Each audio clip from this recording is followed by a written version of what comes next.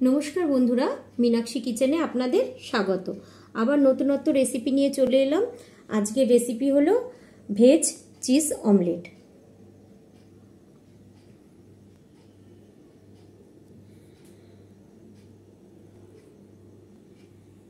এখানে আমার উপকরণ লাগছে। এখানে আমি গাজর একদম ঝিরিঝিরি করে কেটে নিয়েছি, এখানে বাঁধাকপি কেটে নিয়েছি, এখানে আমি পেঁয়াজ কলি কেটে নিয়েছি একদম ছোট ছোট করে, এখানে লাগছে পেঁয়াজও আমি একটা এরকম ছোট ছোট করে কেটে নিয়েছি, আর লাগছে কাঁচা লঙ্কা। এবার আমি এগুলোর মধ্যে একটু অল্প করে সব সবজির মধ্যে হালকা করে নুন মাখিয়ে রাখবো, তাহলে জিনিসটা একদম সফট হবে। যেহেতু নুন মাখিয়ে রাখলে জলটা ছাড়ে, তখন নরম হয়ে যায়, ওর জন্য আমি এগুলোর মধ্যে সব কটার মধ্যে একটু নুন মাখিয়ে রেখে দেবো।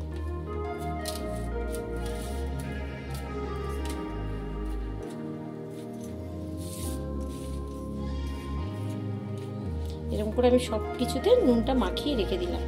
এবার জিনিসটা পুরো সফট হয়ে যাবে। নুনটা মাখালে কি হয়, এটা যেরকম একদম শক্ত রয়েছে তখন একদম সফট হয়ে যাবে, জলটা ছেড়ে দেবে।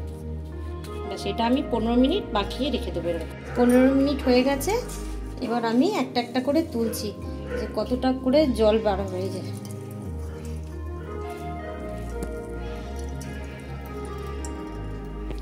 এই যে নরম হয়ে গেছে একদম বাঁধাকপিটা। এটা এবার আমি এখানটায় নিচ্ছি। এবার আমি গাজরটাকে চিপে নিচ্ছি।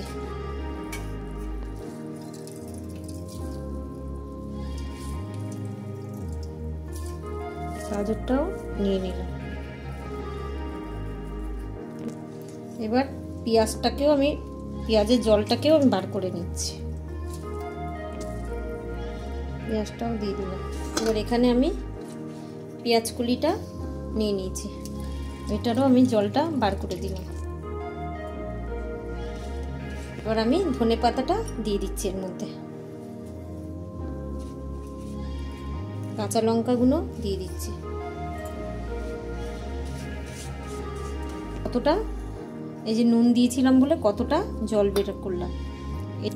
এবার এটার মধ্যে এবার আমি ডিম মিশিয়ে নেব। আমি এখানে দিচ্ছি 4টে ডিম।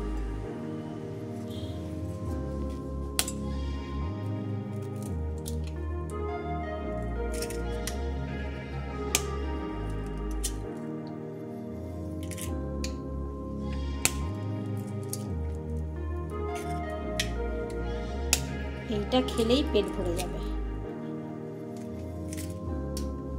এবার এর মধ্যে আমি দিচ্ছি, যেহেতু সবজিগুলোর মধ্যে নুন দেওয়া ছিল, এখানে আমি আর হাফ চামচের মতন নুন দিলাম। এবার দিচ্ছি আমি এখানে হাফ চামচের মতন জিরের গুঁড়ো, হাফ চামচেরও কম একটু ধনের গুঁড়ো, আর এখানে দিচ্ছি আমি হাফ চামচেরও কম ব্ল্যাক পেপার।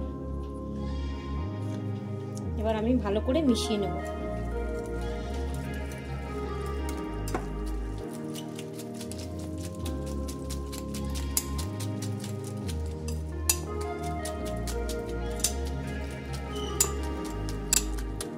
এইটা আমি এরকম করে নিলাম।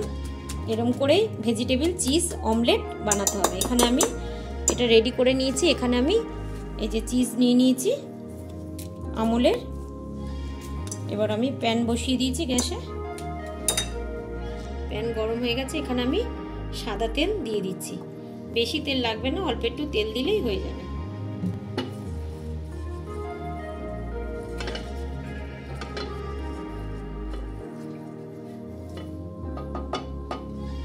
প্যান গরম হয়ে গেছে। এবার আমি 1 চামচ করে দিয়ে দেবো। যেরকম করে ময়দা দিয়ে পরোটা বানাই, আমি ওরকম করে পরোটা মতন শেপটা এনে দেবো।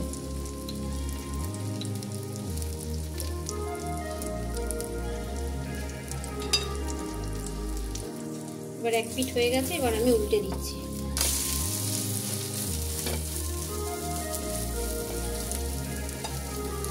এবার এর মধ্যে আমি চিজ দিয়ে দেবো।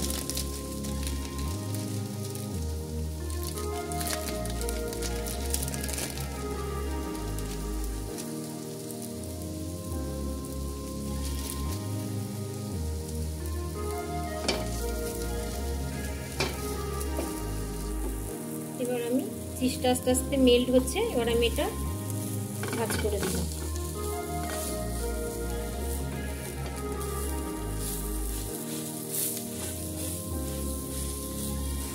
দেখুন পরোটার মতন আমি করে দিলাম।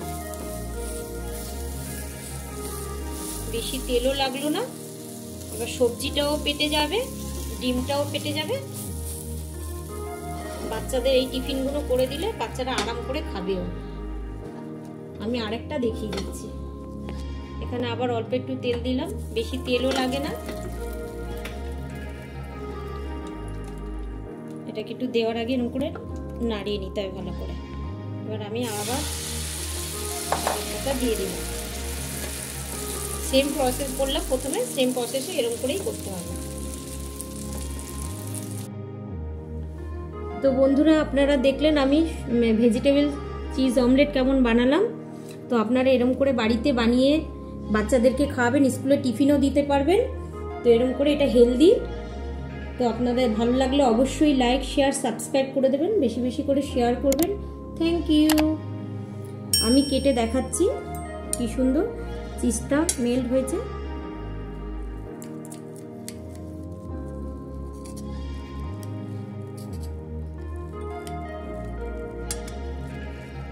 দেখুন